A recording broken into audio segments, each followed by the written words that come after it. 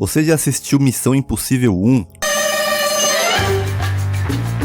O primeiro filme da franquia Missão Impossível com nosso queridíssimo Tom Cruise, que não envelhece nunca e foi lançado em 1996, e deu uma ressignificada ao gênero de filmes de espião e ação, da qual o mais famoso até hoje talvez seja o 007. Mas quando você ouve essa musiquinha, automaticamente você lembra do quê? Filmes de espião. Isso é por causa do Missão Impossível. Foi nessa franquia de ação que o Tom Cruise ficou famoso por fazer suas próprias cenas de ação e correr muito. Então eu assisti o filme de novo, peguei todos os detalhes e alguns erros que talvez você tenha deixado passar batido. Então bora pro vídeo.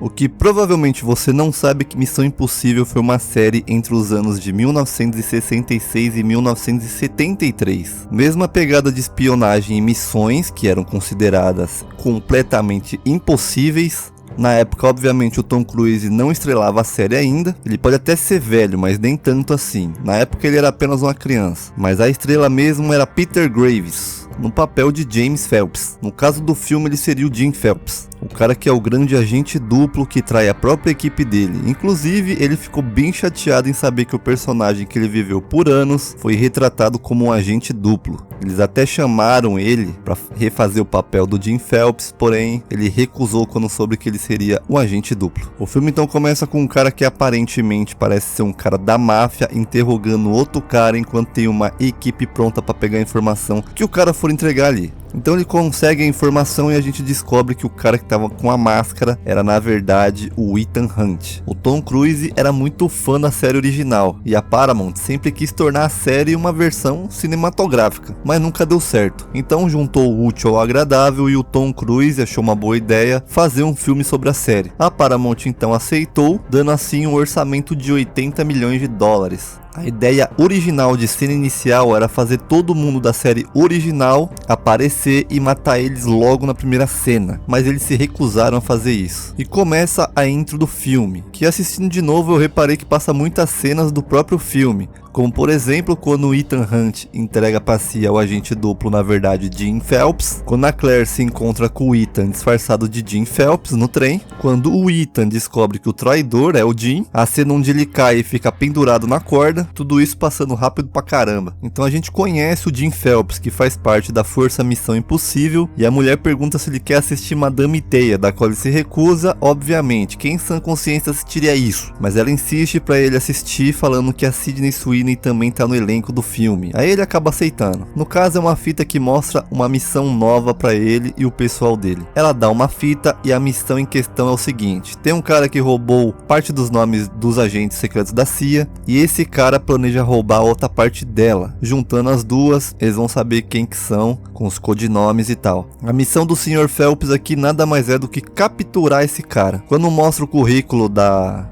equipe dele, aparece o codinome do Jack, que é Tony Barretta, que é uma referência à série de 1975, Barretta, onde Tony Barretta é um policial infiltrado em Nova York. E a fita dele se destrói sozinho. Agora te pergunta, como um cara sabe que o Jim aceitou ou não a missão? Tipo, se o Jim simplesmente falar, ah não, hoje eu não quero, tô cansado, a missão simplesmente iria fracassar? Então eles se reúnem em Praga e vão pra missão. O Jim fala que vai ficar no hotel e se algo der errado ele avisa pra abortar a missão e saírem todo mundo correndo e se encontrarem no hotel às 4 horas da manhã. Se algo der errado eu grito desistir. Todo mundo vai embora, imediatamente. E acaba realmente dando tudo errado. A gente descobre mais tarde que a missão na verdade era para pegar um agente duplo no meio da equipe da IMF. E a gente descobre que o agente duplo é na verdade o Jim, mas isso a gente descobre lá na frente. Ele traiu para pegar a lista e vender ela e fazer uma grana. E absolutamente todo mundo da equipe vai morrendo um por um. A primeira vítima, por exemplo, é o Jack, empalado no elevador de uma forma terrível. O Phelps não demonstra nenhuma reação. O único momento que ele fica desesperado é quando ele diz para abortarem a missão e o Ethan fala que não vai abortar, que ele vai continuar a missão. Desistir, é uma ordem. Negativo, Jim. Golitsyn está fugindo. Não, droga, não.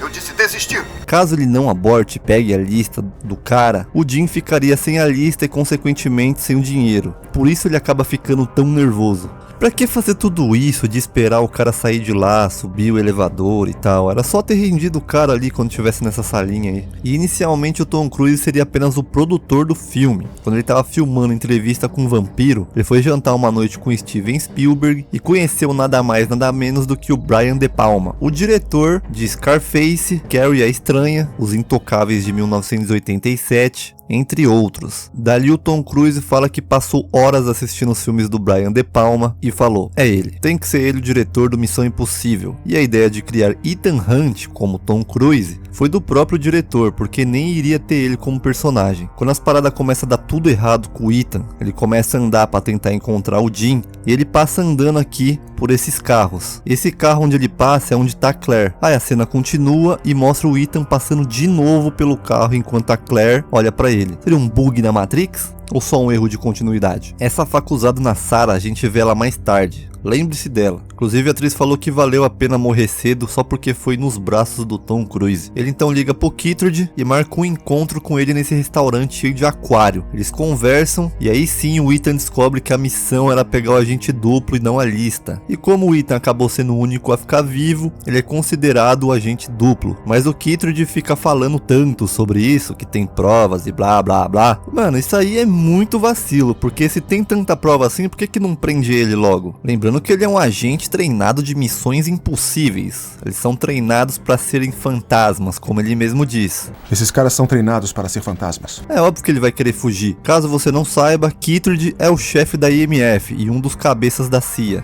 Por mais que eu goste muito do filme, ele acaba sendo meio confuso mesmo. Algumas coisas ficam sem explicação no começo, e se fica perdido ali no meio do filme, só entende lá no final dele. Então o Ethan pega o chiclete explosivo dele, joga no aquário e explode tudo. Os peixes virou tudo estampa de camisa. Esse cara aqui também deve ter virado. Coitado, olha o jeito que ele é jogado, cara. Inclusive, se você reparar bem, antes dele atravessar o vidro, ele já tá meio que quebrado. Então é a deixa pro Ethan Hunt fugir. E essa cena foi feita pelo próprio Tom Cruise. Ele não usou dublê nem nada do tipo. Realmente foi ele que fez. Água pra todo lado, o vidro voando, uma chance de fazer só. Ele foi lá e fez. Inclusive, o Tom Cruise conseguiu torcer o tornozelo e sofreu alguns cortes nas pernas por conta do vrido. Ele foge de lá, ele tá foragido pela CIA porque acham que ele é o agente duplo e a equipe dele foi toda de base. Então ele decide voltar pro hotel de antes. Gênio. Inclusive ele pega a lâmpada no corredor, quebra ela e joga os vidros no chão pra ser como se fosse um alarme. Caso alguém venha atrás dele no corredor, pisasse no vidro, ele escutaria e saberia o que fazer. Só que ele só quebra uma lâmpada pequena e olha o tanto de vidro que ele joga no chão. Faz sentido nenhum. E eu acho muito legal que ele vai mexer na internet, ele senta na frente do computador dele e digita literalmente acessar a internet. E puf, ele acessa a internet.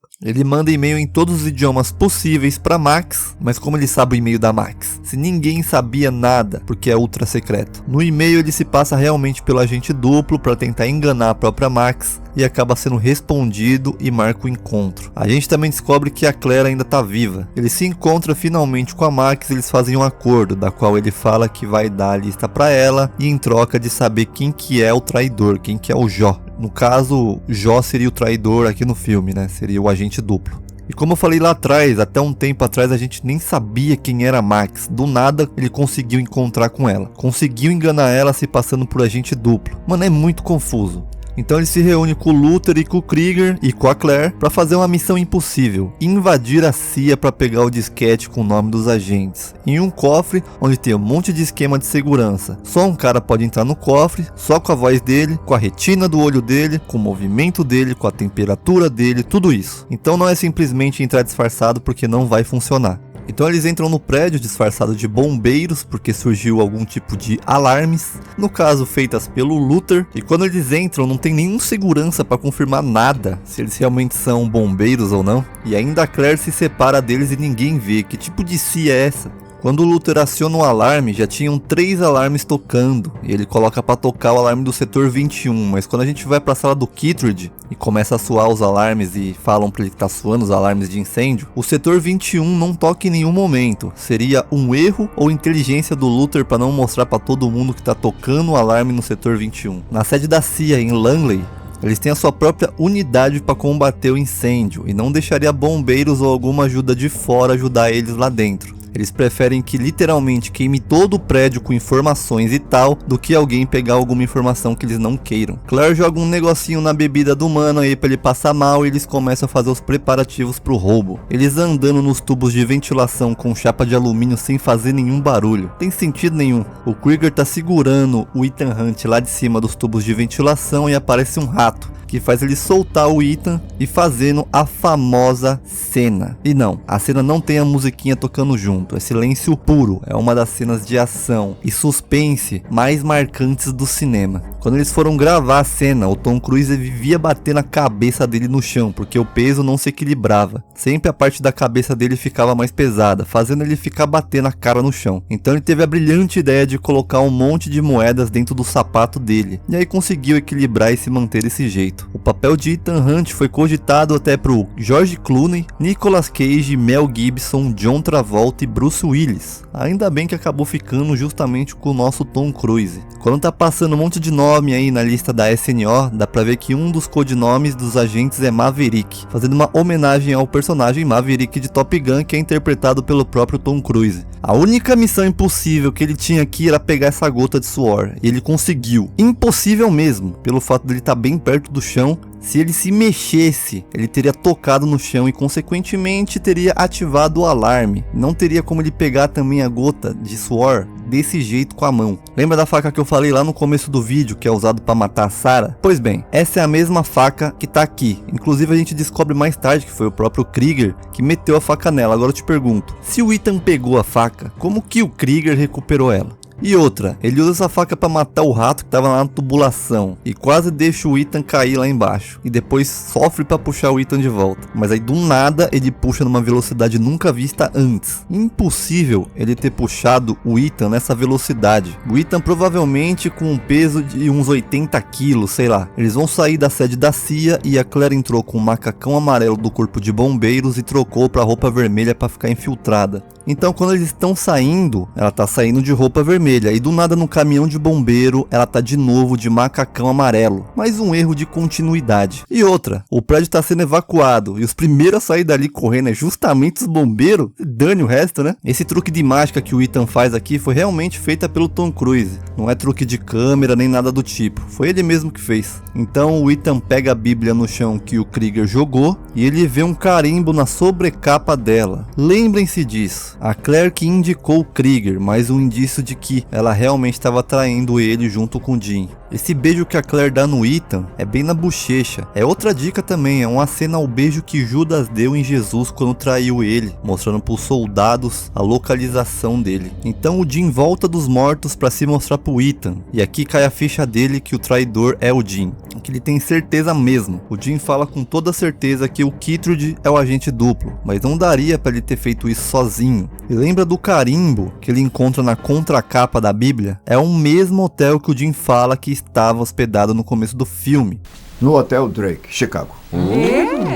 Então ele marca com a Max num trem indo para Paris. Lá ele daria a lista da SNO para ela em troca do nome do agente duplo mais o dinheiro. Mas agora ele já sabe quem é, então ele tem outro plano em mente: se disfarçar de Jim para tentar pegar uma confissão da Claire. Ele quer ter certeza de que ela estaria junto com ele, porque até aí ele não tem nenhuma certeza absoluta se ela estava junto com ele ou se ela era mais uma vítima dele. E o trem usado aqui dá para ver que é um TGV. Pelo menos na época esse tipo de trem fazia viagens da França para Suíça e não de Londres para França, que é a viagem que eles estão fazendo, Londres para Paris. E ele manda algumas paradas pro Kittredge também, inclusive o relógio que tem aquela imagem que sai na telinha dela. Então o Ethan, disfarçado de Jim, descobre que realmente a Claire traiu ele o tempo inteiro e se revela. E se você for reparar, tem um errinho na gola da camisa dele. Quando ele tira a máscara, ela tá gigante, mas quando corta pra outra cena, ela tá normal. Então o Jim aparece também. Ethan usa o óculos e demonstra pro Kittredge quem é o agente duplo, e ele, do nada, atira na Claire. Mano, não faz sentido ele ter atirado nela, ele só atirou só mesmo. E cara, o Ethan teve esse plano pra mostrar pro Kittredge com o óculos e o relógio a cara do Jim. mas ele tava de máscara, disfarçado de Jim. Ele poderia ter feito simplesmente isso disfarçado, né, com a máscara. Então Jim tenta fugir, indo pra cima do trem e tentar pegar o helicóptero que o Krieger tá pilotando, da qual o Ethan acaba prendendo o cabo dele no trem pouco antes de entrar dentro do túnel. E o Krieger é forçado a entrar de helicóptero dentro do túnel. Loucura, né? Impossível, né? Errado. Por pareça que incrível, em 2006... no Brasil, um cara provou que isso poderia se tornar possível e realmente passou de helicóptero em um túnel. Essas cenas aí não foram feitas pelo Tom Cruise no trem real e no helicóptero real. Isso porque era em 1996. Se fosse hoje em dia, ele faria com certeza. Enfim, o Jim e o Krieger vão pra casa do caralho, Max é presa, Ethan toma uma cerveja com o Luther, então parece outra missão pro Ethan Hunt. Mas isso fica pro segundo filme. Esse foi o vídeo. Caso você tenha algum detalhe ou erro que eu também posso ter deixado passar batido, escreva aí nos comentários, aproveita para dar um like, se inscreve no canal e sinta-se livre para deixar alguma sugestão de filme. Valeu, um beijo.